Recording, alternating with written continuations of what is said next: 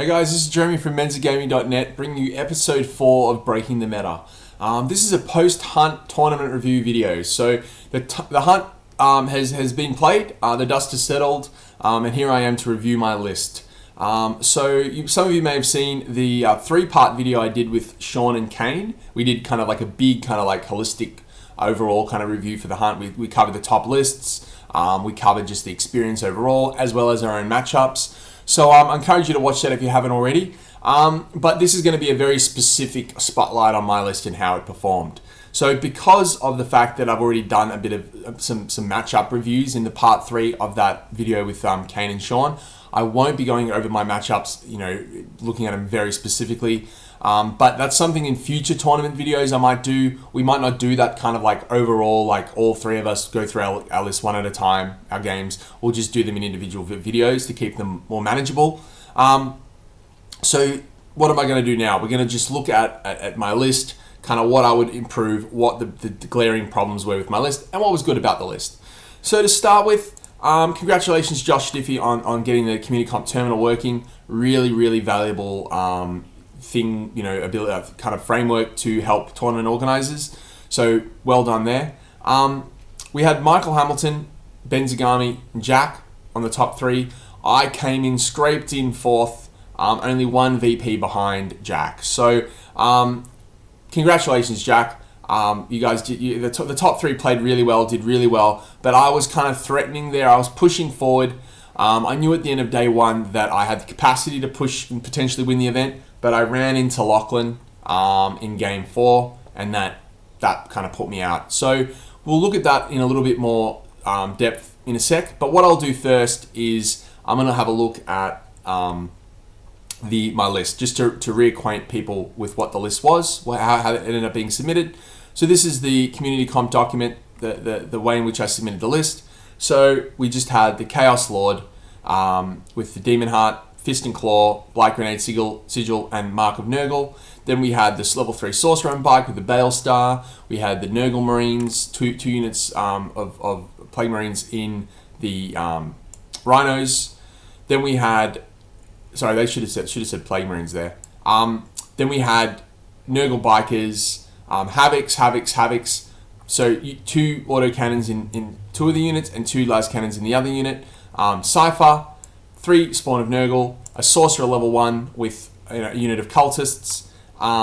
He was on foot with a Force Axe, which is bare bone Sorcerer. I gave the Cultists 3 autoguns because I had some points floating. And then we had the level 2 Herald of Nurgle with 2 units of Nurglings. So exactly as it was in the preview episode 2 video. And as I kind of concluded in that video, I did end up dropping 1 biker. So I ended up only running the 9 Nurgle bikes because I put those points into the Balestar of Manon, which is a spell familiar that also lets you roll Divination. So how did the list go? The list, I think, performed really well. I think for Chaos, I felt like I was running a decent list, but I also felt that when I deployed my army across the table, I felt like I was at a deficit. So it felt weaker than what I'm used to playing. I felt like my power play, which was my list, my star, which was the power play, had some vulnerabilities. So we'll go through this as we look at the matchups in a very specific, very short kind of overview. So against Sean, he was playing the Council of War Orc star with Ghazghkull. Ridiculously powerful star. My star had the mobility though. His star is mobile because it was in a truck and it has can pop war every turn for the associated benefits of that. But I had the mobility. So having a big footprint with hit and run and the 12-inch movement gives a lot of mobility. So I was able to use that to eke out a win against Sean. Had a pretty good win based on a combination of getting lots of kill points and controlling lots of objectives. And the mobility of my army was what allowed that. Honorable mention also goes to the Plague Marines. They were able to flat out in their Rhino onto an objective, and that became kind of impenetrable for Sean to deal with once his army was moving towards me. So everything kind of worked in that game. But what were the downsides? The lack of anti-armor in my list and the star's resilience in combat. So my star, I knew I could not really engage his star, even with endurance. Really, endurance helps a lot, but we rolled it out we didn't actually get into combat in the game, but we rolled it out to see what would happen. And even with the 4-up FNP, he was putting out so many wounds that I knew I couldn't deal with him in combat. So I had to kind of dart around and pick up kill points and Maelstrom objectives and stuff like that. Against Simone, mobility of the star once again really good. Simone was running a star on foot, Plague Marine star with Typhus and some other like a source level 3 sorcerer and stuff in the star. So we had very similar lists, but I knew that I had everything to lose from him running into my backfield and wiping my backfield out.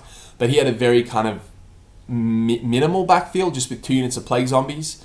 So I knew that our stars clashing was basically giving him a win condition, enabling him winning, but not giving me much at all because I couldn't break through and do enough damage to kill his star. So I basically just used the mobility of my star to dart around, deal with his dropping threats, picking up kill points, basically create a stalemate situation. And the way the Maelstrom cards basically went, I basically drew 2 or 3 turns of blanks. Because of that, Simone picked up a 12-8 win. But, you know, all credit to Simone. He played it really well. He was putting the pressure on me as well. So I think we both did what we needed to do. It was a game where for me, I felt like I'd identified a lose condition, and the mobility of my star allowed me to avoid that. Downside, once again, clustered backfield. So exactly what I just said, that my clustered kind of backfield of Nurglings and cultists and some Havocs and stuff just meant that their contributions were, like the Havocs were good, but obviously the cultists and Nurglings weren't doing anything, and they were constituted a liability. Against Brad, he was playing a demons list. Really, really cool list. The toughness 6 of my star and force was specifically relevant because even though he had a combat unit, he had a unit with of the Corn Dogs with a Herald in it with a pretty nifty weapon with instant death, and I think it was AP3 weapon. Theoretically should be good against my bikes, but I had toughness 6 and his strength 4, so just really hard for him to put wounds on the bikes. So the toughness 6 really shone in that game.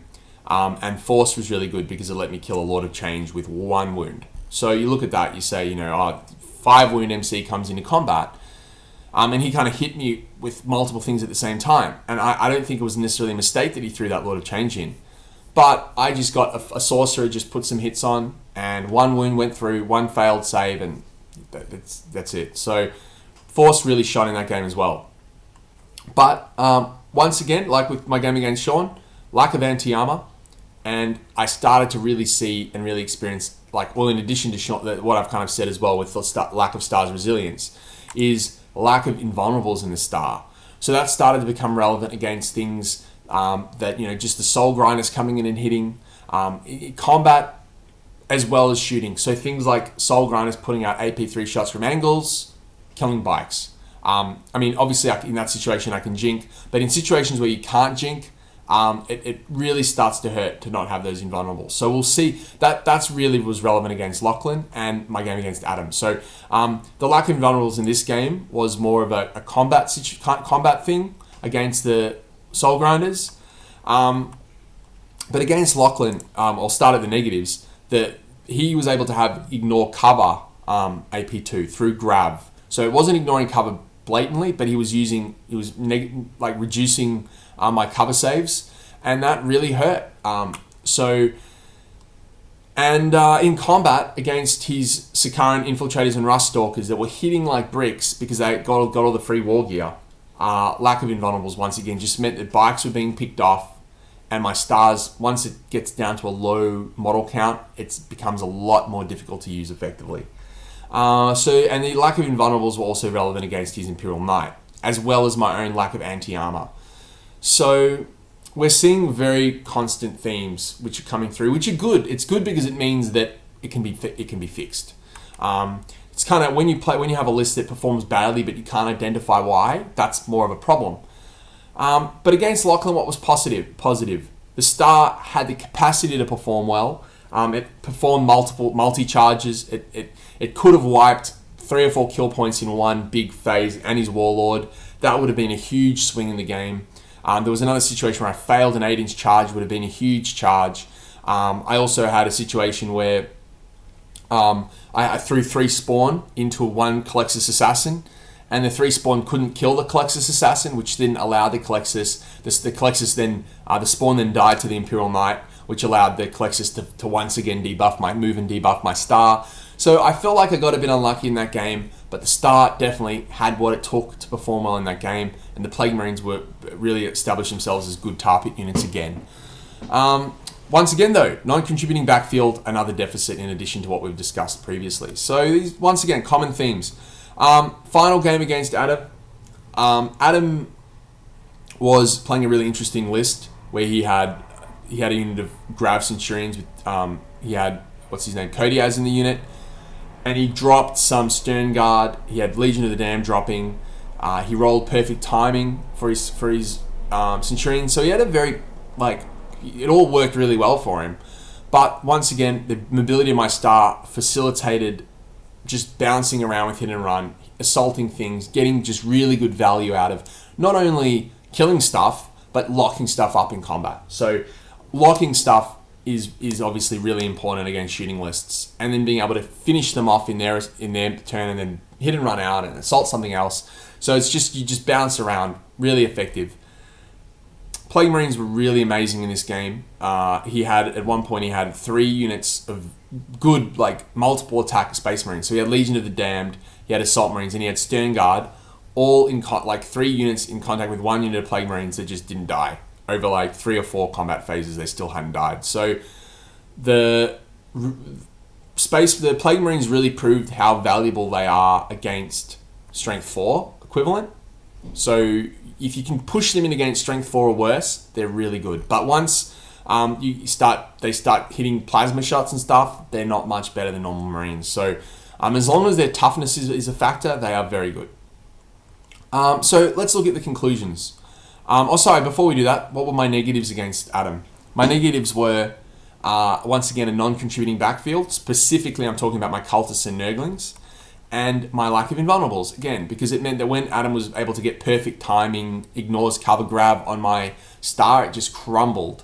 And also in combat to things like Imperial Knights, it's really hard. So I'd also put in this game, a lack of ability to deal with armor was also relevant. So because he did have an Imperial Knight that I was able to kill, but I got a lucky Las Cannon explode result, as well as my fist in my Lord was able to kill it. So I got kind of lucky to kill his Imperial Knight.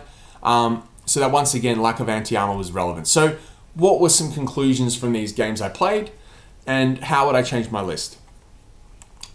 As I've said, great mobility. When you have a Death Star on bike bases, so bike bases are longer and bigger than kind of your normal, 25 or 32 mil base, you get a really big footprint, and that makes hit and run and just 12-inch movement even better. So this star is really good at just using mobility. And I had the Havocs and Plague Marines were good. The Havocs it's worth noting that the Havoc ablative wound ratio was really good, because even with only 2 heavy weapons per 5, they were still taking shots. So the Havocs, even with their lower threat capacity, were still taking shots, and the ablative wounds were relevant on turns 1 and 2. My opponents very often put turn 1 and 2 shooting into the Havocs, and very often those heavy weapons survived. So the ratio worked perfectly, and I think that's really something for people to consider, taking that kind of ratio. I could, if possible, I could see myself maybe going to a 3rd heavy weapon per unit, but I think 2 is okay as well. And the Plague Marines were also good with being able to put melter shots out of the Rhino's hatch. They were able to, move forward into good positions, knowing that they were quite resilient and were objective secured. They were just very solid, very good units. What about the negatives? So to kind of summarize, there wasn't enough anti-armor, but it's when you look at the list, you kind of don't see many options to put good, ignores kind of all anti-AV stuff in. There were 2 las cannons. I was very tight for points. So you kind of look at, for example, one possible change would be to drop the spawn and to pull in an obliterator for the cost of the spawn. I don't think something as rash as that is necessary, because I think the spawn were pretty good. I didn't put the spawn in this list because they performed in a very kind of, how would you put it? they were subtle. They were very subtle in their performance. But for their cost, they're only I think just over 100 points for a unit of 3. They were very significant. They had a presence that exceeded that cost. So they were very disappointing in certain matchups. But that was more just because of the way the dice were rolled. They were able to assault a Culexus Assassin. If they could kill that Culexus on that assault, which mathematically they should have, then they would have done really well. So we're saying not enough anti-armor, but I've identified just for 15 points, I could get Melter Bombs on the 2 sorcerers and the champion of the bike unit. So that's a really good way to increase my anti-armor for a really modest cost, which is something I would consider. Death Star, not resilient enough. So lack of invulnerable saves was the primary cause of that. Lack of multi-wound models in terms of the actual component of the star or number. So the star itself, the kind of base star, only had 9 wounds, so 9 bikes. So with no invuls on those bikes, as soon as I started taking AP2 wounds in combat, or AP3, I was dropping like flies. The Death Star's also particularly vulnerable to obviously units that mitigate or ignore its high toughness value. So we're talking about dedicated combat units with lots of high strength attacks, Furious Charge, Power Fist, etc.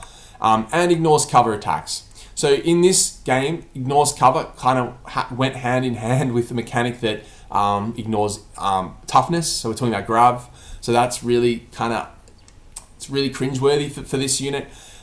It's quite rare, but it's also prevalent in the metagame because even though Grav's only available on a couple of very select units in select factions, those factions happen to be the most popular and very competitive as well. So unfortunate. And the non-contributors in the backfield, once again, predominantly I'm talking about the Nurgle detachment here, because the cultists were actually pretty good. The cultists delivering, most of them had the double attack, so they were delivering 3 attacks each on the charge, pretty good. But the Nurglings just weren't relevant enough, and the Herald just wasn't. Often the warp charge he was giving wasn't necessary. Like I would throw 5 or 6 dice at endurance, get it off, and then I have 3 or 4 dice left with nothing really relevant to cast necessarily. So I think the Herald was a mistake. So possible changes. I think dropping the Nurgle Demons detachment and before we go through this, I'm going to say another thing that how can I remedy this deficit? So we're saying that a big deficit was not enough anti-armor and the Death Star not being resilient enough, and it's kind of when you identify invulnerable saves as the deficit for this star. How do you find these invulnerable saves? Chaos don't have storm shields. You can't just give your bikes storm shields like you can do, like Command Squad bikes can do for Marines. You can't just put Azrael in the unit and get 4-up invulns on everything. So it's hard to give them these invulnerables. The only way to really do it would be to give, Aura of Dark Glory or Sigils of Corruptions to the sorcerers, but you don't want them taking hits, so I don't think that's worth it. The only other way is to add in another IC. So your first option would be to add in Abaddon as a lord with 4 wounds and 4-up invuln. But Abaddon, unfortunately, despite all his positives, he prevents sweeping advances because of his Terminator armor. And that was a criticism I had of Simone's list for having Typhus in his unit. So I think that while a model like Typhus or Abaddon bring a lot of positives, when you've got Cypher with Initiative 7, I think he's Initiative 7 or higher, you're getting so much value out of Overrun. So when you hit and run and multi-assault, then you overrun and kill everything. That is so valuable that putting a Terminator armor model, just one of them, into your unit is devastating. I don't think that's worth it. So if you don't have Abaddon as an option, the only real other option becomes just your standard Biker Lord with a Sigil of Corruption. So I think that that's something I identify as being able to put into that star to push its survivability a little bit further. So I guess that's a more reliable option than the Bale Star of Manon. The Bale of Star of Manon allowed me to roll up for warning for a 4-up invulnerable save on the unit, which when it went off was really good. But the problem with something like that is very often you won't even roll it up for two reasons. Reason one, you might not have got endurance, so you keep rolling for endurance as a primary option. And then option two, you miss it. Or option three, you get it off and it either gets dispelled or something like a Calixtus Assassin dispels it. So you've got all these kind of variables you go through with something like Forewarning or Endurance as well. So the good thing about having a Lord with 3 wounds of 4-up invuln, he becomes like guaranteed capacity for some additional tanking and additional damage. So I think for this star to really gain extra teeth, extra survivability, to really continue to win games like it was, I think the only option is to put that Lord in. And the way to do that would be to drop the Nurgle Demon's Detachment, which was 185 points of very little contribution. Because the Nurglings already had a backfield with the Havocs and the Cultists. So the Nurglings, often because of my opponents were running very aggressive lists, they didn't really want to infiltrate forward, so they just kind of sat backfield anyway. So they were, maybe it was just the matchups, but the Nurglings were quite poor, and the Herald was not doing enough to justify this massive 185 point investment. So I would drop the Nurgle Demon Detachment and the Bale Star. The reason why I dropped the Bale Star is because when you drop the Nurgle Herald, it's more likely you'll need that level 3 to roll bio anyway, so the Bale Star becomes less, the rolling divination becomes less relevant. And I think that very often I was throwing enough dice at endurance that I didn't really need the spell familiar element of it. So yes, it's still good. The Bale Star is still good, but I need to free up points, so I would drop it. And it also allows me to stay at 5 comp because I gain a comp from the IC tax, but lose a comp for the Bale Star. So drop the Nurgle Detachment and Bale Star. I would add another Chaos Ally Detachment, Lord on Bike with 4-up save, invuln. So he would basically resemble the same Lord, a replica of the Lord I took before, except he would drop Demon Heart, so that's 30 points. He would very likely drop the Blight Grenades. I don't really need double up of Blight Grenades. And I would also drop probably his Lightning Claw. So I'm dropping 15 from the Claw, 30 from the Demon Heart, and 5 from the Grenade, so 50 points, so he goes down 150. And then 50 for Cultists. So I get 200 points of this detachment to swap out for the other 210 point detachment, and then I get to squeeze in 10 points worth of Melter Bomb. So I probably take 1 Melter Bomb on my Biker Libby and 1 Melter Bomb on the Champion. So it lets me, this configuration kind of patches 2 of the deficits that I identified, which were really major deficits, which was not enough invulnerables in my star, and not enough anti-armor. So I get the extra fist, and I get some Melter Bombs as well for anti-armor, and I'm able to kind of dispose of some of those non-contributing backfill units, while kind of like consolidating and empowering that Death Star that was the most powerful element of my list. So I think this change would be what I would do. Other notable things were I would have liked to get that 10th bike in the unit. So if I could free up some points to get that 10th bike in, I would consider doing that as well. But it's looking really thin at the moment. Like I've now dropped the whole Nurgling Detachment. I've had to pick up more Cultists. The only other real place to drop points to get more bikes would be the Spawn or the Havocs. Probably if I had to drop something to fit those more bikes in, I'd drop the Havoc unit. I'd probably drop one of the autocannon units. And with the points, I'd buy the bike, and with the remaining points, I might buff my other Havoc units and put third heavy weapons in them. So instead of having 3 units of Havocs, I'd have 2 units with 3 heavy weapons and maybe an extra ablative wound on each. So that's how I'd get that 10th bike in if I really wanted it. And that's something that's really kind of small, but it's worth thinking about because every wound counts. And there were situations when, like I was taking D weapon night attacks and I had no bikes left. So I had to decide where I'm going to take this D weapon hit. Am I going to take it on Cypher? Am I going to take it on my Lord? Am I going to take it on a Libby? Really difficult decisions. And they all had pros and cons. So it was like Cypher is Eternal Warrior, so he can actually tank if he doesn't get killed by the D3. Then the Lord has a 4-up invul, but he's my most valuable IC in terms of combat. And then my Libby gets ID'd with no invuln, but was also really valuable in combat as well. So I ended up taking the hit on Cypher, and he rolled a 5 or 6, so Cypher died. But having that extra bike would have totally annulled that whole quandary. So this would be my change.